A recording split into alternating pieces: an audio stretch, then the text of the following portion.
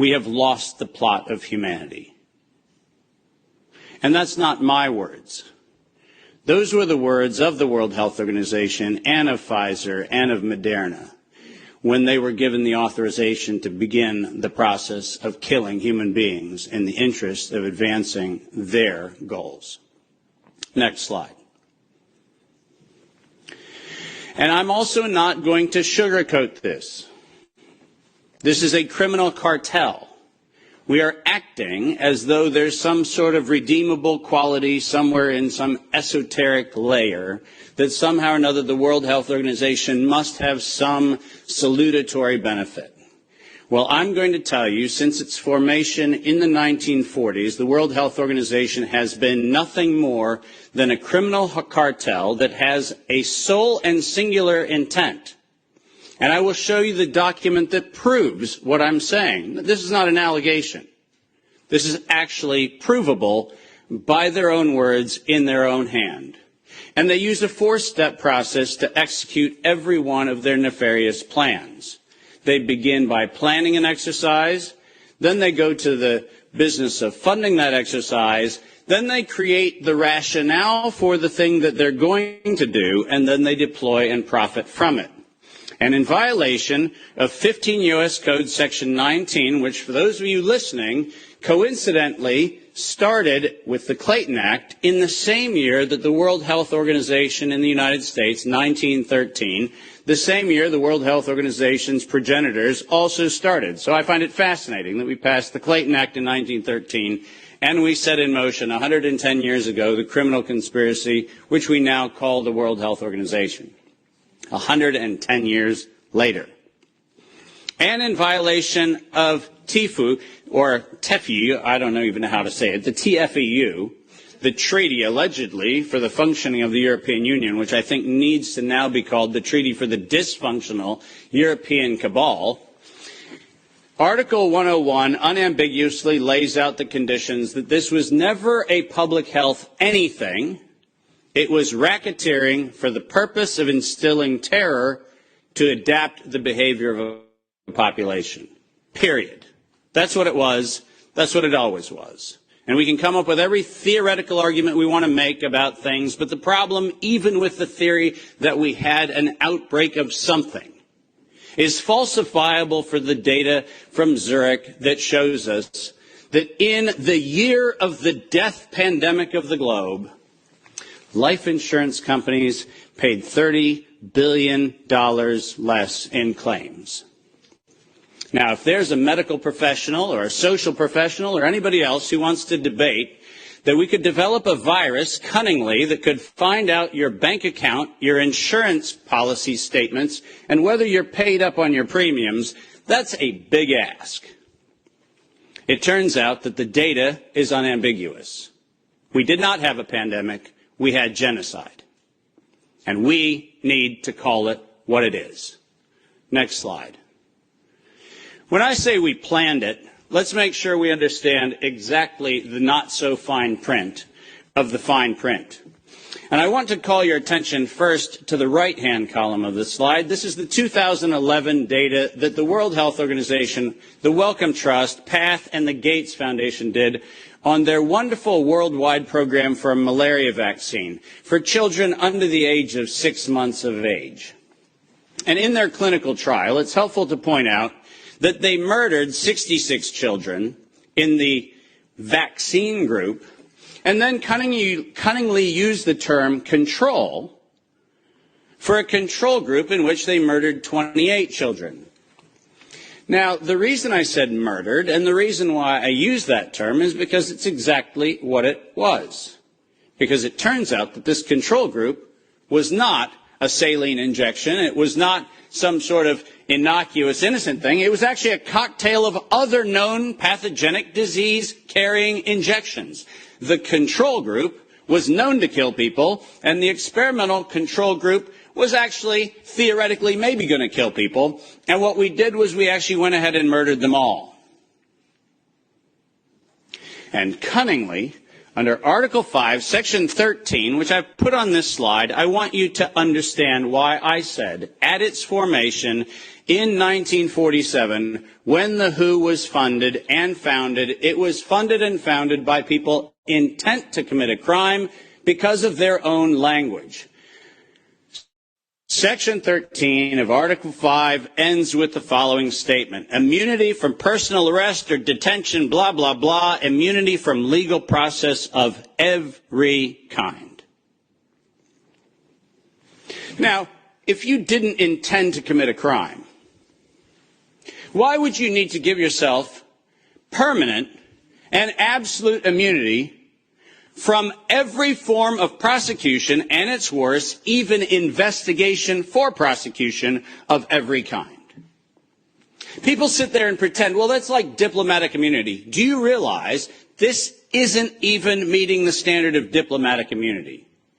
This is a criminal organization who set in motion their own law to protect themselves against crimes they knew they were going to commit. And when I say they knew they were going to commit, I mean they knew it. Because their first Director General, none other than Dr. René Sand, who happened to be in the hospitality of the Germans in Dachau in 1940 earlier, in 1947, mysteriously, with the largesse of the Rockefeller Foundation, was nominated to become the first Director General of the WHO. And within 5 short years, René Sand decided to authorize the real purpose of the WHO in writing by then Director General Dr. Brock Chisholm, who advocated for population control as its primary objective. Does that sound like public health to anyone in this room? This is not public health. This is the advancement of the same genocidal program that began with the Carnegie Foundation's funding of the eugenics office at Cold Spring Labs in the United States in 1913 under the philanthropy of Andrew Carnegie. People, stop fooling yourself. We debate the leaves on the tree of what we call this pandemic thing, but we're not going to the root. This was an organized crime, racketeering entity set up to give itself first absolute immunity and then execute its plans to make sure it controls who lives, who dies, and who gets any chance at life. And if you think that I am somehow inflating numbers, let me be unambiguous. Under every treatment of tax provision, if I were to tell you that there is an 88% controlling interest of any organization, you might conclude that that actually aggregates into a controlling interest. And it turns out that if we look at the foundation donations to the World Health Organization, 88% of those come from a single organization, the Gates Foundation. That constitutes a violation of every competitiveness law in Europe and every competitiveness law in the United States. This is absolutely not only not an independent, charitably funded donation, but more importantly, under the tax laws on both sides of the Atlantic, this constitutes directed donations which specifically are forbidden and do not have any place anywhere in the Charter of the World Health Organization or any of the UN-affiliated organizations. When I say this is a crime, I mean it's a tax crime, a racketeering crime, a money laundering crime, and now the crime of racketeering leading to murder and global terrorism. Next slide.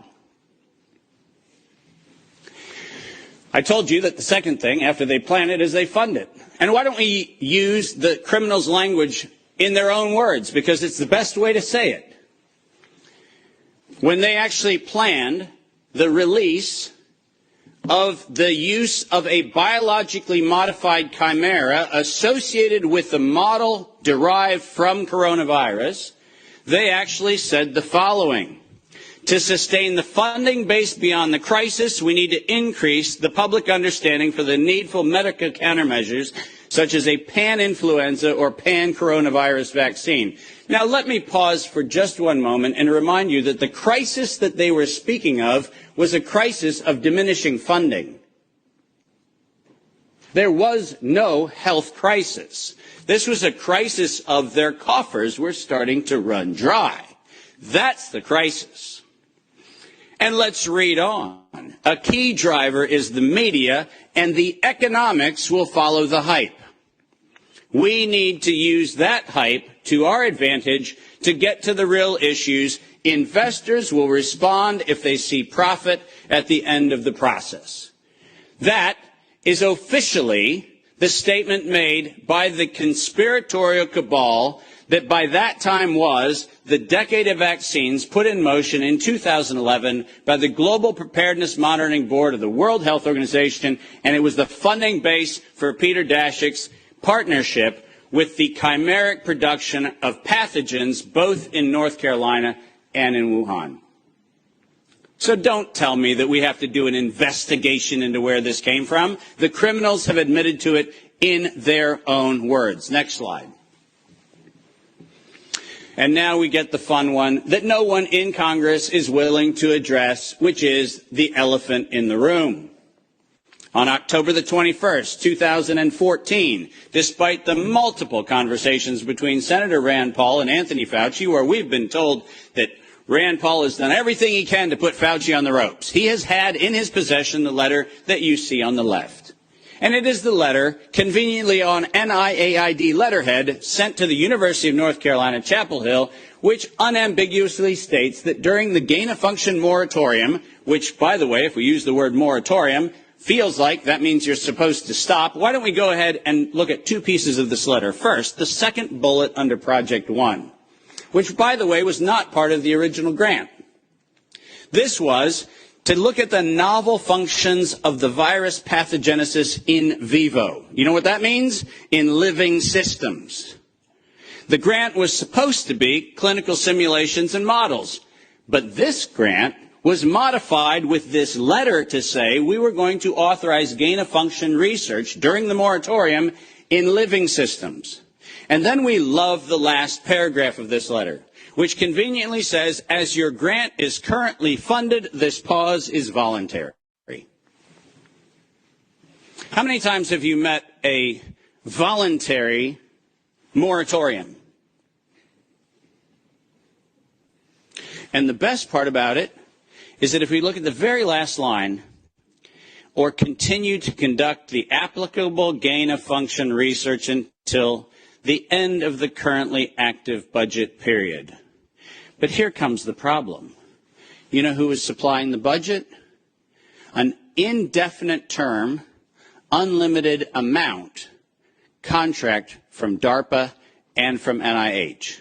Isn't it convenient to have a perpetually funded project that needs to stop when the money runs out, when you find out that there is no point where the money runs out because there is no end to the thing that has no end? And lest you think that I'm making an allegation, which I'm not, I'm making an accusation. Let's be clear. And there's a big difference. I'm not alleging anything. They actually went to the trouble of telling us that it was going to be the Wuhan virus that was going to get us. As you see on the right-hand side of the screen, published in 2016, March 14th of 2016, the SARS-like Wuhan Institute of Virology Virus 1, and I quote, is poised for human emergence.